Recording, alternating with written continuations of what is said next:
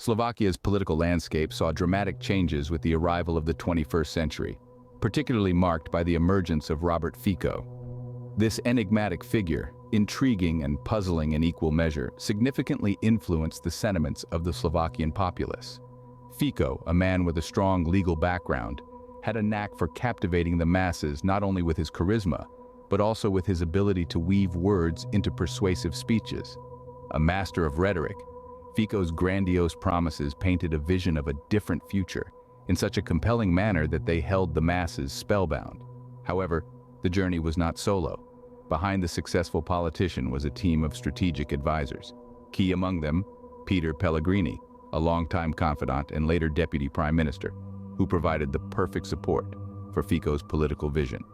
Jan Pociatek, another crucial figure, served as finance minister and played a significant role in implementing Fico's economic policies. Yet the extent of Fico's political convictions remained enigmatic. His tendency to shy away from confrontation and difficult decisions contrasted sharply with the bold and charismatic image he projected. His skillful manipulation of words was not confined to his speeches. Fico's rhetoric extended to a well-planned strategy aimed at wooing those who barely remembered past political blunders. His vows to reduce economic disparity and champion social justice appealed particularly to this demographic, despite his repeated inability to fulfill them. Whispers of Fico's alleged ties with organized crime began to circulate, casting a dubious shadow over his political career. His drive to strengthen national identity struck a chord with a particular section of the voters. Despite many interpreting this as a covert operation towards nationalism, his speeches, filled with well-chosen words, created a powerful narrative that captivated those who felt marginalized and unheard. He skillfully managed to sidestep accusations of involvement with the mafia, painting himself as a champion of the people, a populist tactic that helped him retain his supporters. Under Fico's leadership, the Direction Social Democracy Party, or Smer SD, rapidly climbed the political hierarchy. Their strategies, albeit manipulative, were effective, playing on the deepest fears and aspirations of their voters. Yet the party's success was tainted by allegations of corruption, including involvement in shady business dealings and misuse of public funds. Also held against them were the supposed mafia connections that contradicted their public image as proponents of progress, revealing a much darker underbelly of their governance. In a surprising move, Fico founded a new political party, HLAS, which remained under his control. This move allowed him to subtly alter the political discourse, bolstering his, and some suggest, his alleged underworld connections. At a time when the nation was weary of political deadlock and yearned for rejuvenated leadership, Smer SD capitalized on these feelings.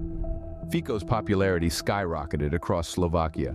His ability to connect with the voting populace, his knack for evading challenging decisions, and his mastery of populist rhetoric, punctuated by his skill in crafting mesmerizing speeches, catapulted him into the position of prime minister. Yet the ghosts of his early career, unfulfilled promises, alleged mafia ties, and a web of deception spun for his fellow citizens, continued to haunt his legacy. Fico's ascent to power remains a powerful reminder of the potency of populism, the peril of selective political memory, and the ominous influence of underworld alliances. As we peel back the layers of Robert Fico's political journey, a pattern emerges, revealing a parasitic nature that was slowly but surely exposed over time. Fico, often portrayed as a champion of the people, was in fact feeding off the very resources and trust of those he pledged to protect and serve. Fico's exploitation of Slovakia's resources for his personal and political gain was not a secret. He skillfully managed to siphon off funds, redirecting them towards ventures that directly or indirectly benefited him and his allies. Whether it was lucrative government contracts awarded to companies owned by his associates, or public funds funneled into questionable projects, Fico's actions bled the country's resources dry. Equally troubling was his manipulation of the public's trust. Fico, with his silver tongue and charismatic persona, managed to instill a sense of hope in the hearts of the Slovakian people. He promised a brighter future, one that was free of corruption and economic disparity. However, these promises were nothing more than hollow words, a smokescreen to hide his true intentions. As he skillfully manipulated public sentiment, he simultaneously eroded their faith in the political system. The detrimental effects of Fico's actions were far-reaching. The country's economy, once robust and promising, was left in a weakened state. The funds that were meant to boost economic growth and development were instead used to line the pockets of Fico and his cronies. This reckless mismanagement of resources not only hampered economic progress, but also tarnished Slovakia's international reputation. The country, once viewed as a beacon of democratic progress in Eastern Europe, was now seen as a hotbed of political corruption. Fico's parasitic nature, once revealed, left a lasting impact on the people of Slovakia. The man they had once trusted to lead them towards a prosperous future had instead exploited them for his personal gain. This revelation shook the Slovakian populace to their core, forever altering their trust in their leaders and the political system. As we delve into the maze of Fico's rule, the complex strategies he used to retain power become increasingly evident. Beneath the charismatic facade of this leader churned a powerful engine of political maneuvering, media manipulation, and strategic alliances, parasitic tactics that thrived on the public's faith in his leadership. Firstly, Fico, the master puppeteer, was known to manipulate laws like a parasitic organism, altering its host environment for survival. Along with a notorious accomplice, the Minister of Justice Anton Martvan, he passed legislations that conveniently shielded his alleged dealings. These legislations acted as a protective shell, making it challenging for investigations to penetrate their protective layer around his administration. This, combined with his parasitic grip over key within the judicial system, including the Chief Justice, Joseph Barani, ensured a level of immunity allowing him to continue his rule unscathed. Secondly, Fico and his PR team, led by the savvy communicator Katarina S., exploited propaganda as their parasitic survival strategy to maintain public support. They skillfully used media outlets as their hosts, disseminating a narrative of progress and prosperity, effectively drowning out the voices of dissent allegations of corruption. The narrative was so compelling that it managed to sway public opinion, despite glaring discrepancies between his promises and reality. Lastly, Fico built strategic alliances with influential figures, like the business tycoon Peter Vajda, both within and outside the political landscape. These alliances, often shrouded in secrecy, functioned like a parasitic symbiosis. They provided him with a safety net, offering him protection against potential political threats, and bolstering his position within his own party and the broader political arena. The combination of legal manipulation, propaganda, and strategic alliances with key figures such as Martvan, Barani, Krisal, and Vajda created a fortress around him, effectively shielding him from the consequences of his alleged wrongdoings. However, as we will see in the following scenes, this fortress would eventually begin to crumble under the weight of its own contradictions. Fico's rule initiated with a series of accomplishments that were crucial in shaping the direction of his leadership. These achievements were not solely his, though. Specific key figures played significant roles in stimulating the remarkable economic expansion experienced during his initial years. One such figure was Fico's finance minister, Kazimir. A seasoned economist, Kazimir played an instrumental role in charting the economic policies that invigorated economic activities. He was a firm believer in the potential of entrepreneurship and investments to drive economic growth. Under his guidance, the government rolled out strategies that nurtured these sectors, leading to a vibrant and diverse economy. Fico's promise of widespread prosperity resonated as hollow, with many of his pledges remaining unfulfilled. The working class, who were the primary target of his campaign rhetoric, saw minimal benefits. This led to disillusionment and a growing sentiment of unfulfilled promises. As Fico's reign continued, it was also distinguished by an enhanced standing, but this too was tainted by controversies. His charm towards the working class remained palpable, though, and his administration enacted policies that resonated with the common citizens. However, as the old adage goes, all that glitters is not gold. The promising outlook of the early years gradually faded, revealing a latter half that was less than glossy and riddled with controversies and unmet promises. Underneath the facade of triumph, a contrasting narrative was gradually taking form. The whispers of corruption within Fico's administration, at first dismissed as baseless gossip, began to solidify, quickly evolving into a maelstrom of suspicion and accusations that loomed over the political scene. Key figures in this narrative were individuals like the Secretary of State, Andrew Mihalik, and Minister of Finance, Marta Kovakova, who were facing allegations of favoritism. The accusations of cronyism, initially directed at Mihalik and Kovakova, suggested a government more invested in benefiting its allies than its populace. It was implicated in establishing a conducive environment for its affiliates, granting them unwarranted advantages and privileges, which resulted in a power imbalance and unfair progression. High-ranking officers, including the likes of Deputy Prime Minister Jan Stanko, were not exempt from these charges. They were allegedly practicing nepotism, awarding high-ranking positions to friends and relatives devoid of their merit. This gross neglect for meritocracy incited a wave of discontent, breeding resentment and dissatisfaction. This, however, was just the tip of the iceberg. There were rumors, too. Allegedly, rewards were offered to sway the decisions of individuals in authoritative positions, with prominent figures such as the head of Public Works Department, Thomas Horvath, being involved. Stories began to spread about significant kickbacks being given for profitable contracts. The most notable among these was the highway construction project, awarded at an outrageously inflated price, with the allegedly pocketed by top-tier officials, including Fico himself. This scandal highlighted the corrupt practices within the administration, igniting widespread outrage. Embezzlement was another recurring term linked to the Fico administration. There were unexplained shortages of funds from the government coffers, with substantial amounts of money going missing, especially under the watch of the Treasury Secretary Lucia Krajkovikova. One such instance was the procurement of advanced medical equipment. The quoted cost was suspiciously above market rates, with large sums of money seemingly vanishing, leaving no records or transaction history behind. The accusations weren't just limited to domestic affairs.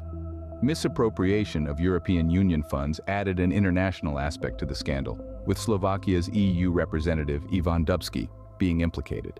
Slovakia, being an EU member, had access to considerable resources set aside for infrastructure. However, it was alleged that these funds were being misused for personal gain. One instance that made the headlines involved the construction of an extravagant private mansion.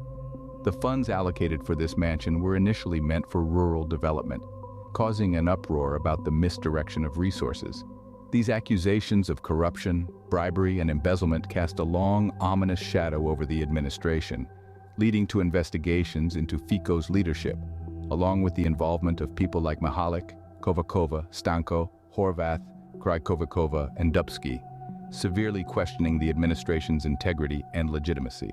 The aftershocks of Fico's unfulfilled promises and controversies were not only significant, but they resembled seismic socio-political shifts. As Fico's administration, including key figures such as Deputy Prime Minister Lucia Zitnanska and Interior Minister Robert Kalinak, failed to deliver on its pledged commitments, public confidence began to crumble. The failure led to a chain reaction that resulted in widespread political instability. This turbulence stirred unease, not only within Slovakia's borders, but also sent ripples across the international stage. Slovakia, once celebrated for its political stability, found itself under the intense scrutiny of the world, as questions about its administration, including ones about the controversial Minister of Culture, Marek Matarik, rose to prominence. The fall in its global standing troubled the international community, tarnishing Slovakia's reputation. So what were the factors that precipitated such a dramatic downturn? The erosion of public trust was intensified by the apparent deception and obfuscated transparency in the government's actions. The citizens felt betrayed, their faith in the administration, including figures like Minister of Justice Tomas Borek, diminishing with each passing day. Political instability was set off by an internal power struggle, a void in decisive leadership, especially from Minister of Economy Peter Ziga, and escalating public dissatisfaction. In the chaos of political turmoil, the people of Slovakia demonstrated admirable fortitude. They voiced their dissatisfaction through numerous civic actions, calling for increased accountability and transparency from their leaders, including figures like Minister of Foreign Affairs Miroslav Lajčák. The public demand for accountability was more than just a call for retribution for those guilty of corruption, including figures like former Parliament Speaker Pavel Paska. It was a plea for a systemic overhaul. They craved for a governance structure that respects its promises to the people, prioritizes public welfare, and is unwavering in its actions. From large-scale demonstrations in Bratislava's central square to smaller but fervent protests in various towns and cities, these public expressions of discontent delivered a clear message to the government. including figures like Prime Minister's spokesperson, Beatrice Sabuva. A standout instance was the demonstration outside the presidential palace, where thousands gathered, their voices coalescing into a powerful plea for change. Their placards held forthright messages, calling for an end to corruption, a governance that is transparent, accountable, and above all, just. Their collective voice sounded like a clarion call for democracy, publicly displaying their resolve and desire for a clean, uncorrupted political landscape. Robert Fico's political career, an intricate tapestry, is embedded with both significant achievements and controversies that unfortunately cast a dark shadow over his term as Prime Minister. Central to this narrative are key figures who each influenced Fico's legacy in their unique manner. His economic advisors, for instance, majorly contributed to the economic growth Slovakia experienced under his governance. This growth, initially applauded, later instigated debates over its sustainability and equal distribution among the citizens. Their role in designing and implementing Fico's fiscal policies can therefore not be underestimated. However, Fico's tenure has also been shrouded in a bleak cloud of corruption allegations. High-ranking members within his administration have been accused of bribery, government capture, and misuse of public funds. These allegations have tarnished Fico's reputation, leading to an insurmountable crisis of credibility. His controversial crackdown on the press also had key figures involved, who are often perceived as enforcing agents of Fico's regime. These figures attempted to suppress media, a vital pillar of democracy, and in doing so, only reinforced suspicions about the integrity of Fico's governance. Fico's trajectory highlights the debilitating impact of unbridled power and unfulfilled promises. His term in office was characterized by power consolidation, often circumventing the critical checks and balances that uphold a democracy. Key figures who played a role in enabling this power concentration deserve recognition for their hand in shaping Fico's legacy. The unfulfilled promises that marked his tenure resulted in a widespread of public trust. Advisors and other political strategists who crafted these promises, therefore, also played a pivotal role in defining Fico's time in office. Slovakia is really fucked up.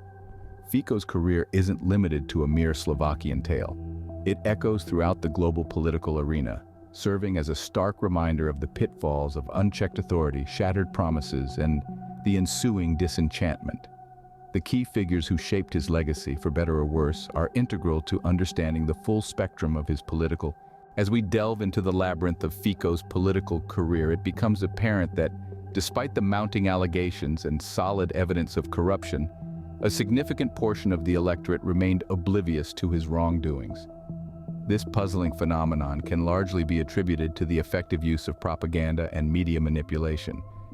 Fico's administration skillfully crafted narratives that often deflected attention from the corruption scandals, instead focusing on nationalistic sentiments or economic growth.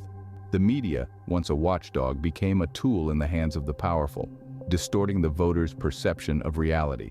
This manipulation was so potent that several patterns of corruption went unnoticed or were deliberately ignored by voters. Whether it was the allegations of bribery, government capture, or misuse of public funds, the gravity of these charges seemed to be lost on a large section of the electorate. The repeated instances of corruption were dismissed as political maneuvering, effectively normalizing illicit activities within the political landscape. But the role of psychological factors in shaping the voters' response to corruption cannot be understated. Cognitive dissonance, a state of having inconsistent thoughts, beliefs, or attitudes, especially relating to behavioral decisions and attitude change, played a significant role. Voters found it challenging to reconcile their support for Fico with the mounting evidence of his corruption, leading them to dismiss or downplay the allegations. This inability to recognize and respond to corruption is a global issue, not just confined to Slovakia. It represents a significant obstacle to political accountability and transparency, allowing leaders like Fico to continue their reign despite clear evidence of their misdeeds. The voters' veil of ignorance, whether intentional or not, is a critical factor in the persistence of political corruption. It is a phenomenon that we, as a global society, must strive to address if we aspire to foster a political environment that is truly accountable and transparent. As we navigate through the grand scheme of Fico's political career, it's crucial to acknowledge the role of the voters in his deception. Despite the mounting allegations, many continued to support Fico, becoming inadvertent accomplices in his reign of corruption. This complicity, however, was not entirely without reason. Cognitive biases played a significant role in shaping the voters' perception of Fico. The human mind is designed to seek consistency and harmony in its beliefs and actions. When faced with evidence that conflicts with our beliefs, we tend to dismiss, ignore, or downplay it, a phenomenon known as cognitive dissonance. This bias was at work among Fico's supporters, who found it challenging to reconcile their support for Fico with the mounting evidence of his corruption. Rather than altering their beliefs, many chose to dismiss or downplay the allegations against him. But all is not lost. The power to prevent such deception lies in the hands of the very voters who were deceived. Voter education and awareness are critical in ensuring that future leaders are held accountable for their actions. By being aware of the cognitive biases that can cloud our judgment, we can make more informed decisions and demand greater transparency and accountability from our leaders. As we reflect on Fico's reign, let's remember that the power to create a transparent and accountable political environment lies with us. We, the voters, have the power to break the cycle of corruption and deception. As long as people remain ignorant and don't change the voting system for the better, nothing will change. Just one leech is going to be replaced with another leech.